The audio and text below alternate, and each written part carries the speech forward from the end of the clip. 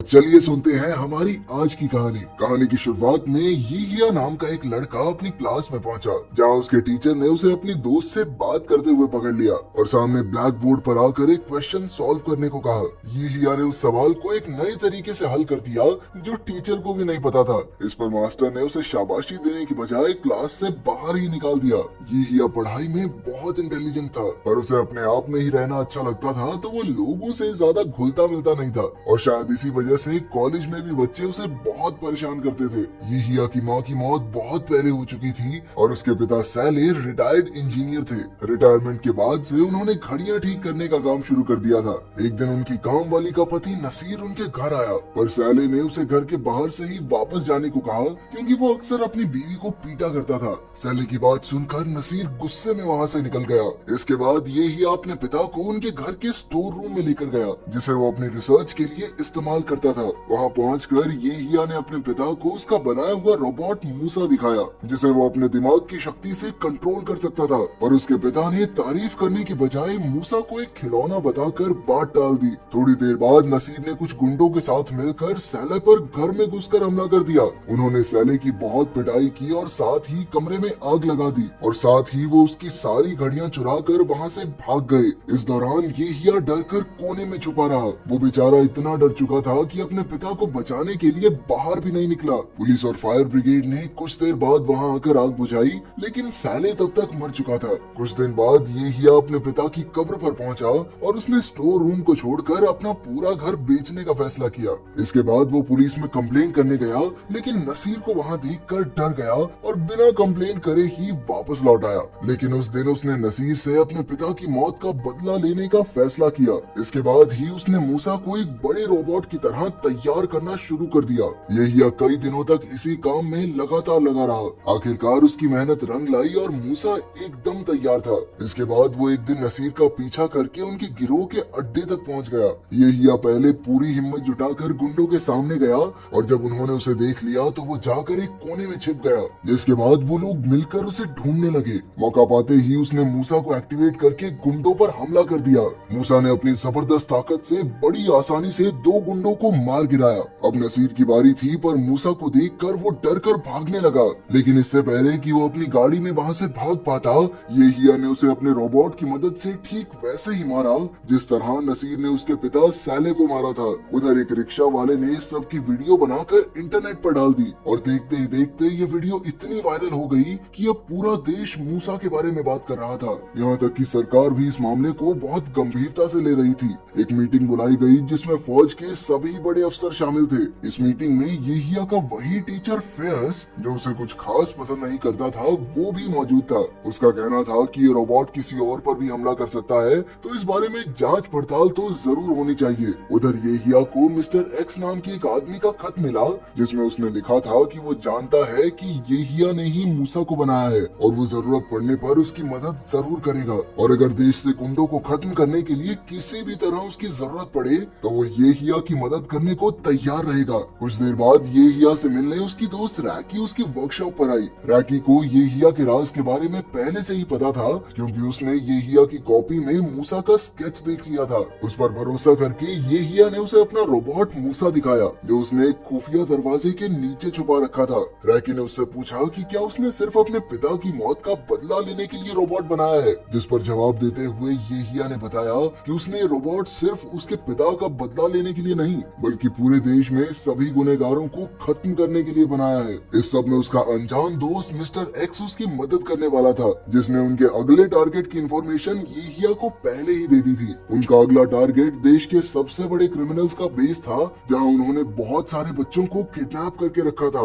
Recce और यहीया ने base के पास पहुंचकर मूसा को एक्टिवेट कर दिया, लेकिन ये पिछली बार की तरह आसान नहीं था। आदमी ज्यादा होने की वजह से यहीया को मूसा को कंट्रोल करने में बहुत मुश्किल हो रही थी, और इसी बीच मूसा के पास एक धमाका हुआ और वो नीचे गिर गया। लेकिन किस्मत से उसे ज्यादा नुकसान नहीं हुआ और यहीया ने फिर से उस पर कंट्रोल पाकर एक एक करके सभी गुनहगारों को मार गिराया। ऐसा करके उन्होंने सभी बच्चों को भी आजाद करवा दिया, जिन्हें किडनैप करके वहाँ रखा गया था। लेकिन एक बार फिर से किसी ने वीडियो बना लिया और वो बहुत वायरल हो गया। उधर सरकार ने भी एक टीम को इस केस की तहकीकात करने को भेजा। ये खबर हर जगह फैल चुकी थी, क्योंकि मूसा ने इस बार 20 मोस्ट मोस्ट वांटेड क्रिमिनल्स को एक साथ मारा था और कुछ गुंडों को तो उसने मारकर पुलिस के लिए पैक करके उल्टा लटका दिया था। सभी लोग मूसा के पीछे के दिमाग को जानना चाहते थे। अगले कुछ दिनों में येहिया ने मूसा की मदद से बहुत सारे क्रिमिनल्स को पकड़ा और कई लोगों की जान भी बचाई। मूसा की वजह से पुलिस का काम बहुत आसान हो गया था और अब पूरे देश की जनता मूसा को एक हीरो की तरह देख रही थी। उधर फारस ने लोकेशन पर जाकर मूसा के बारे में काफी जानकारी इकट्ठा कर ली। उसे ये भी पता चल गया था कि हर बार मूसा को एक गाड़ी में घटना स्थल तक लाया जाता है। मूसा को पकड़ने के लिए उसने एक ऐसी मशीन बनाई जो उसके पास होने पर थोड़ी देर के लिए उस रोबोट को बंद कर सकती है। इधर येहिया ने रैकी के घर को ही अब अपना बेस बना लिया था और एक दिन मैरियम नाम की एक लड़की उससे मिलने आई। असल में येहिया कॉलेज के दिनों से ही मैरियम को बहुत पसंद करता था, लेकिन कभी उससे बात नहीं कर पाया। जब मैरियम को ये पता चला कि येहिया ने ही मूसा को बनाया है तो वो इस बात से बिल्कुल खुश नहीं थी, बल्कि वो येहिया को कातिल कहकर गुस्से में वहाँ से चली गई। असल में पहले तो मैरियम को भी येहिया पसंद था, लेकिन अब वो उससे नफरत करने लगी थी। उधर फारस को येहिया की गाड़ी के बारे में पता चल चुका था और उसने एक टीम को उसे अरेस्ट करने के लिए भेजा। पूछताछ के दौरान येहिया ने कुछ भी मानने से इनकार कर दिया और क्योंकि उनके पास कोई खास सबूत नहीं था तो उसके वकील के आने पर उसे छोड़ दिया गया। लेकिन फारस ने उसके घर पर माइक लगा दिए थे। एक शाम अचानक से फारस का बेटा यूसुफ बेहोश हो गया और चेक करने पर डॉक्टर ने बताया कि उसकी बीमारी का इलाज इजिप्ट में तो नहीं हो सकता और इसके लिए उसे अमेरिका जाकर इलाज करवाना पड़ेगा। लेकिन फारस के पास इतने पैसे नहीं थे, लेकिन फिर भी उसने खुद से अपने बेटे को ठीक करने का वादा किया। इसके बाद फारस जाकर इस केस के इन्वेस्टिगेशन हेड और मैरियम के पिता समीर से मिला। वो जानता था कि समीर को मूसा रोबोट किसी भी हालत में चाहिए, इसलिए उसने मूसा को पकड़ने के बदले अपने बेटे के इलाज के लिए पैसे मांगे। समीर मान गया, जिसके बाद फारस तुरंत काम पर लग गया। अगले दिन फारस ने अपने कुछ आदमियों को एक ट्रेन को हाईजैक करने भेजा और खुद ही इसकी वीडियो बनाकर वायरल भी कर दी। जल्द ही येहिया तक भी ये वीडियो पहुंच गई। वीडियो देखते ही वो मूसा को लेकर ट्रेन में फंसे लोगों को बचाने के लिए पहुंच गया और प्लान के मुताबिक मूसा की ट्रेन पर आने के कुछ देर बाद ही फारस के आदमियों ने उसकी बनाई मशीन से मूसा की पावर बंद कर दी, जिसकी वजह से येहिया ने उस पर अपना कंट्रोल खो दिया। इसके बाद फारस का एक आदमी मूसा रोबोट को बीच से काटने लगा, पर तभी वहाँ बैठे एक आदमी ने, जो मूसा के किए कामों का समर्थक था, उनके हाथ से वो मशीन छीन ली। पावर वापस आते ही मूसा ने फारस के आदमियों को ट्रेन से बाहर फेंक दिया और अपनी पूरी जान लगाकर सभी पैसेंजर्स को भी एक एक करके सेफ डब्बे में भेज दिया। लोगों को बचाने के लिए मूसा ने ट्रेन के एक डब्बे को हाथ से पकड़ा हुआ था, पर इसमें ट्रेन पटरी से नीचे उतर गई, जिसमें 3 लोगों की मौत हो गई। घर पहुंचने पर येहिया को एक सीडी मिली जिसमें किडनैप हुई मरियम की वीडियो थी। ये देखते ही येहिया मरियम के पिता समीर के पास पहुंचा।